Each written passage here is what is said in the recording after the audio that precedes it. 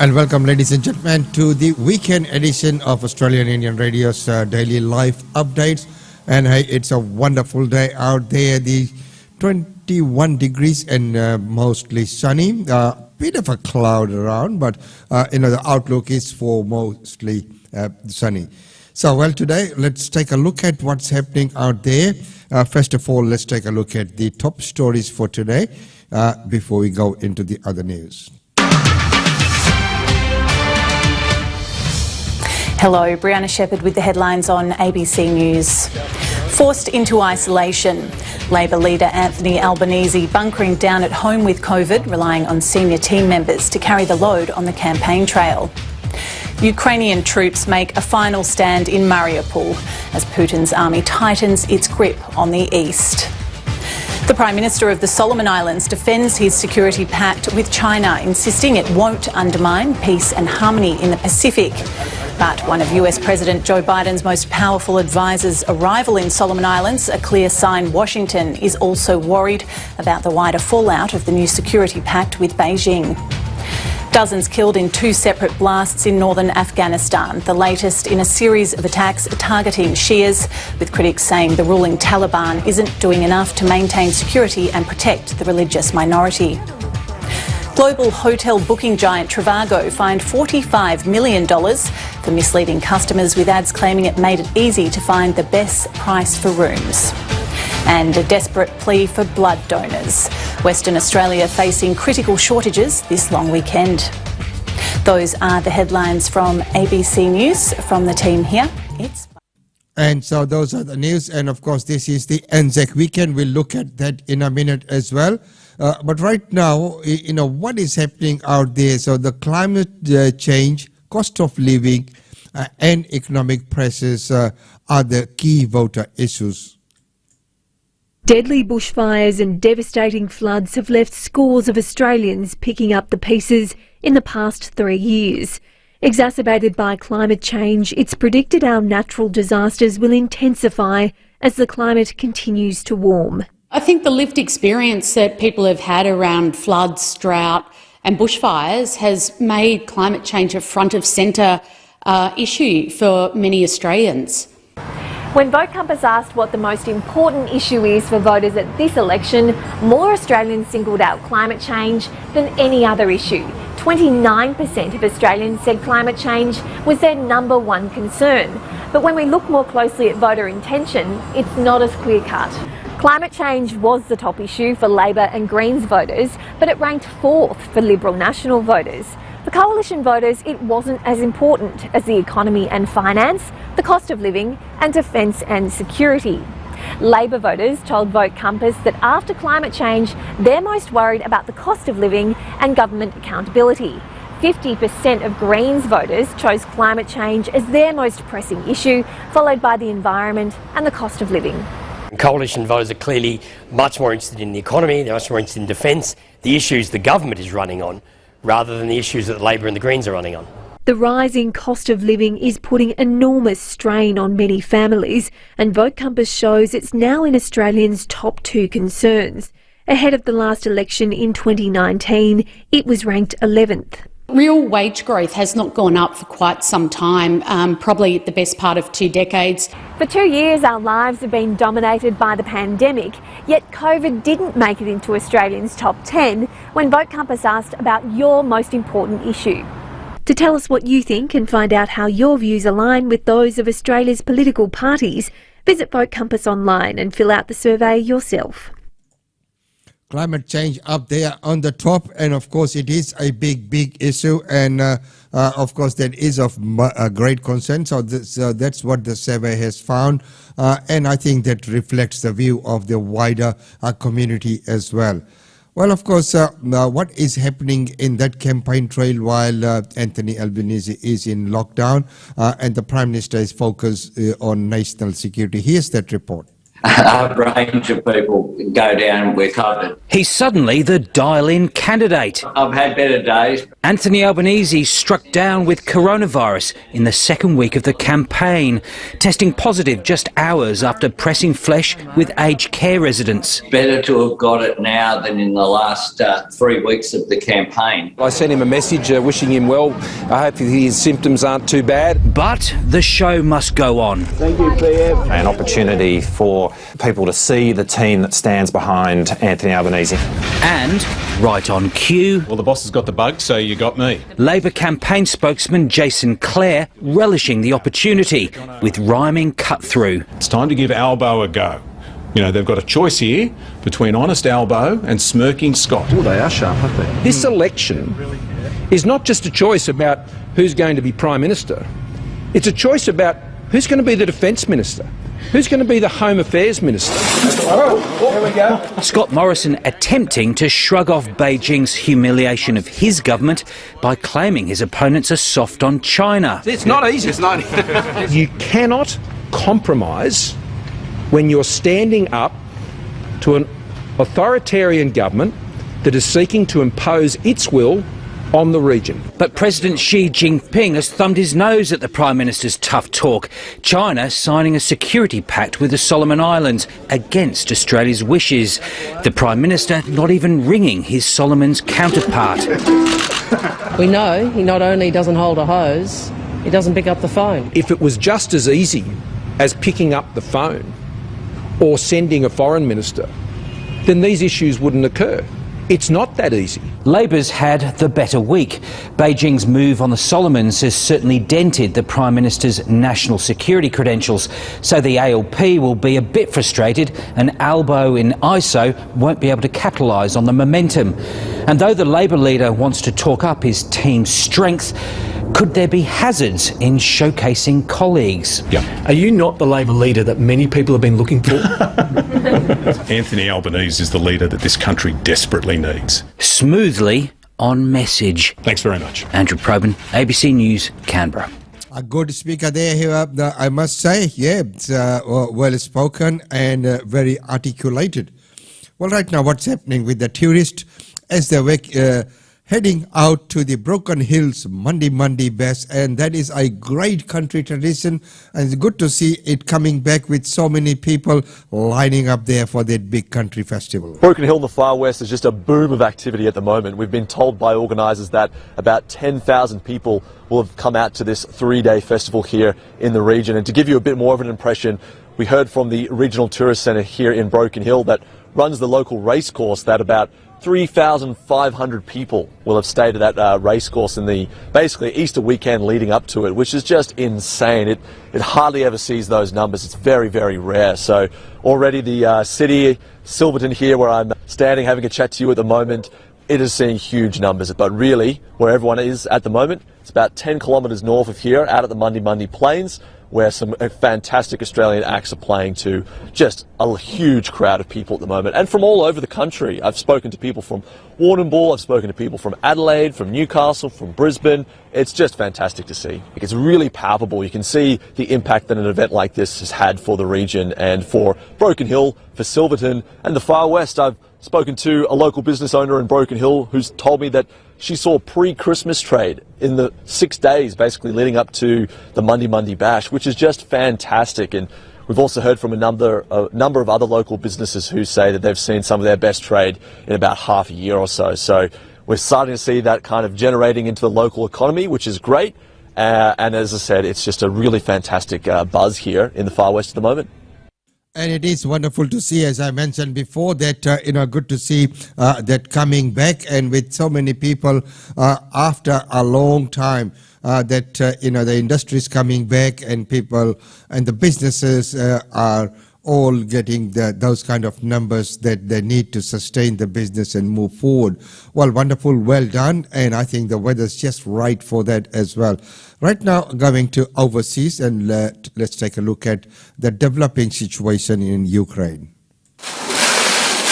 This is what remains of someone's home, now a mangled mess of twisted steel and smouldering brick.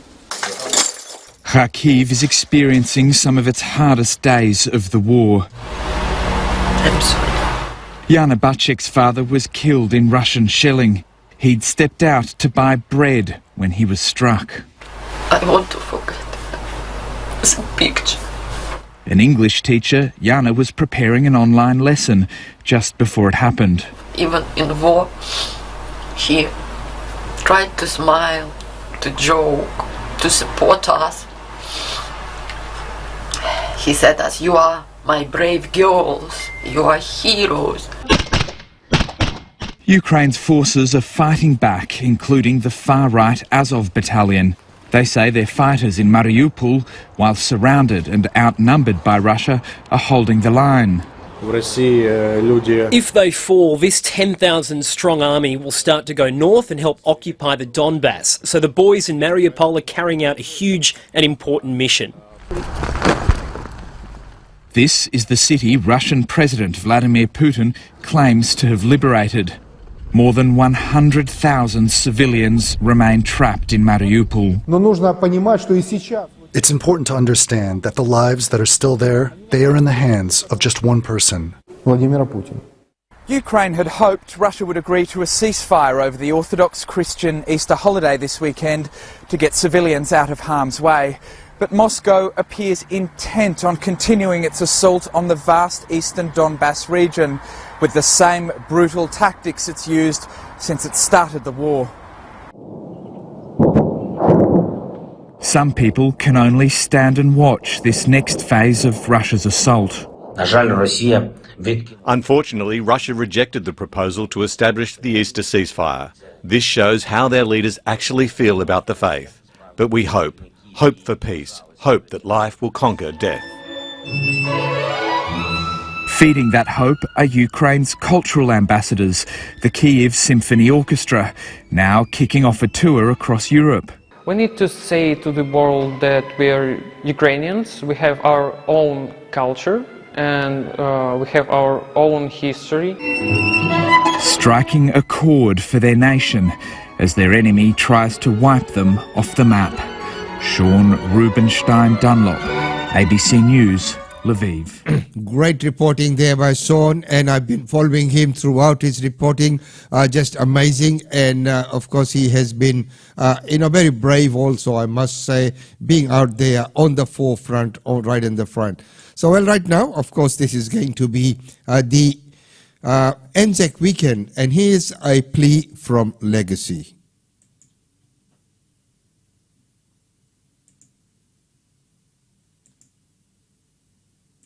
Because they've come out of their own day, their own work lives to help us.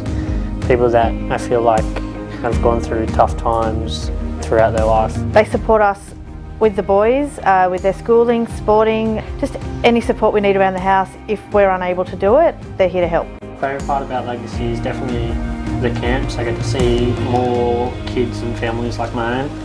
I get to experience more friendships and understanding my situation. My favourite thing about Legacy is the camps, and I like the activities and all, but really I just think of like chilling with everyone there and just connecting with the people. It's good just to be in a group of people that have a very similar understanding. Not everybody understands what we're going through or how we're going through it.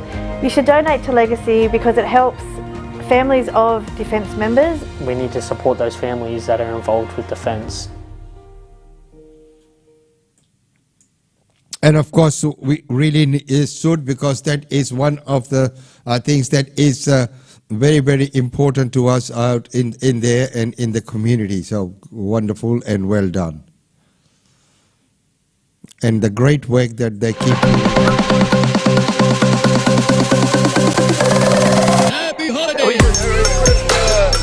Hi everyone, we're here today in Putney for the Legacy Family Christmas Party, and it's just amazing. As you can see, we've got so many people here. Enjoy ourselves, mix, mingle, have some lunch, and Santa was here too, so all the kids have got presents and they're going around with some really happy smiley faces. We're just so pleased, and Christmas is around the corner and it's really exciting. I like about Legacy It's almost as if you always have someone to support you. There's always someone you can talk to and who appreciates everything you do. Merry Christmas from Legacy. Merry Christmas, Legacy. Merry Christmas, Legacy. Merry Christmas!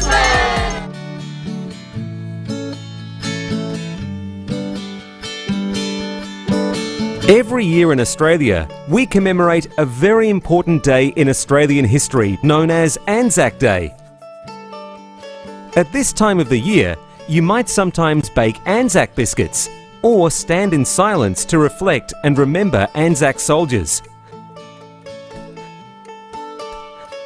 But do you know who the Anzacs were and why it is important that we commemorate this day? In 1914, the world was in turmoil at the outbreak of World War I. Though Australia and New Zealand were considered young nations, both of these countries came together to help their British allies in the war.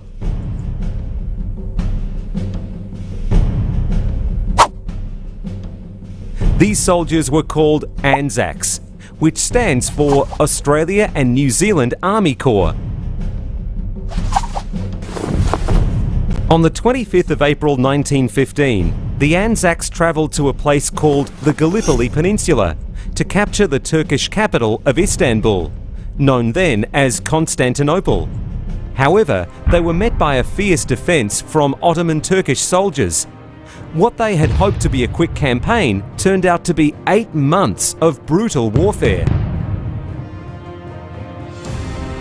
8 months after their arrival, the Anzacs evacuated from Gallipoli, but not before many soldiers had given their life or suffered great injuries. In fact, over 10,000 Anzacs died at the fierce hand of the war at Gallipoli. Upon their return, Australia has commemorated Anzac Day since the 25th of April 1916, 1 year after the Anzacs first arrived at Gallipoli. There are many symbols and emblems that you might recognise on Anzac Day. Let's have a look at a few of them. Yum, an Anzac biscuit. It can be fun to help bake these and even more fun to eat around Anzac Day. But it's a bit funny to remember Anzac Day by eating a biscuit, isn't it? Where did they come from? The Anzac biscuit we have today is similar to a type of food many of the Anzac soldiers carried with them. Because they didn't have fridges or shops to get food from, the soldiers needed to eat food that would not go bad over time. Many carried the first Anzac biscuits, which were a substitute for bread. Though they can be a tasty treat, they also help us remember some of the struggles Anzac soldiers went through. Another symbol you might recognise are flowers, such as red poppies or rosemary flowers.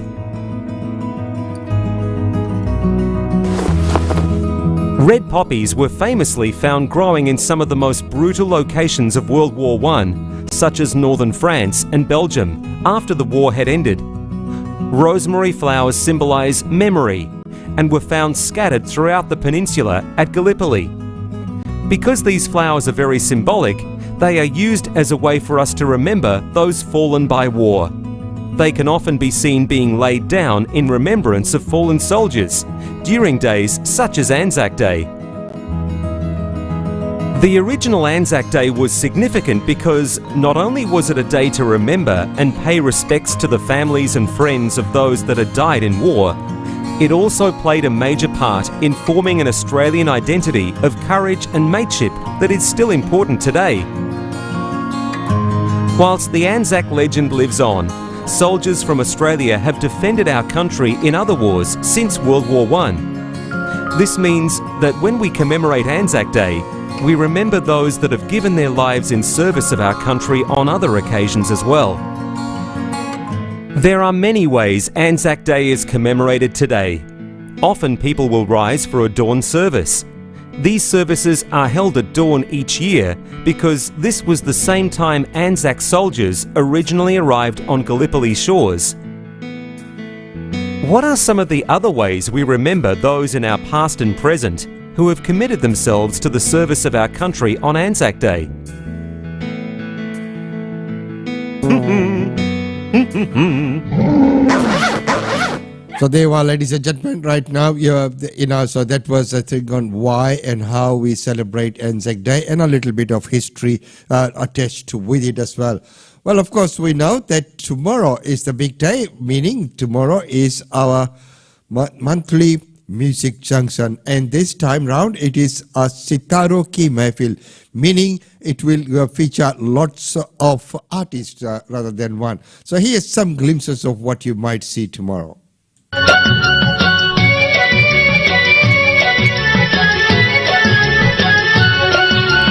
माई निभाई मुंडेर पे तेरी बोल रहा है कागा, माई निभाई मुंडेर पे तेरी बोल रहा है कागा, जोगन हो गई तेरी दुलारी मन जोगी संग लागा।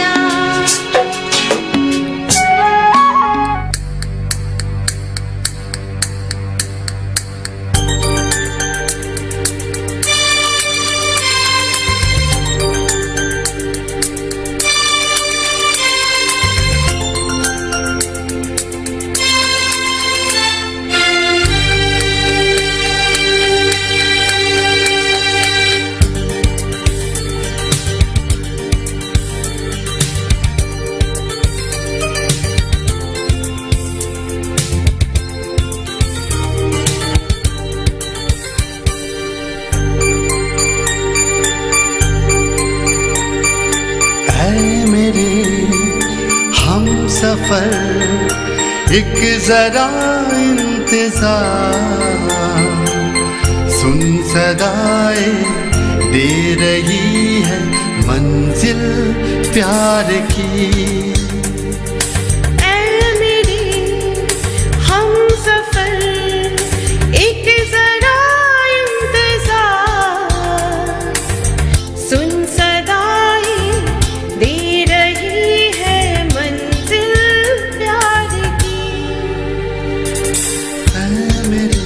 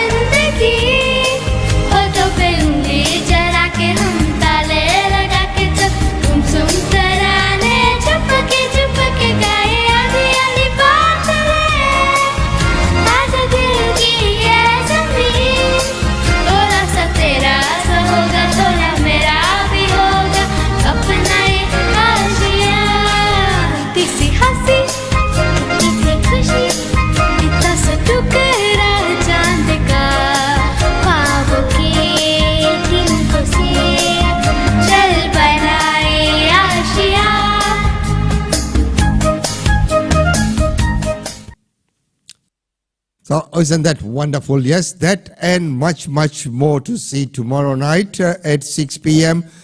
In our Music Junction Live. It is going to be a wonderful, wonderful. So we'll see you all tomorrow at 6 p.m. Right here on this studio in this channel. So ladies and gentlemen, that's about all we have for you in this segment today. Thank you so much for joining in, for being with us. Enjoy the rest of the weekend. Just be careful when we're going out and about. I know it's a long weekend. It's the Anzac weekend. Celebrate it with the spirit that it is, but also, please be very careful about your movements and timings, and of course, take all those precautions. Have a wonderful long weekend, and all the best for the Anzac weekend.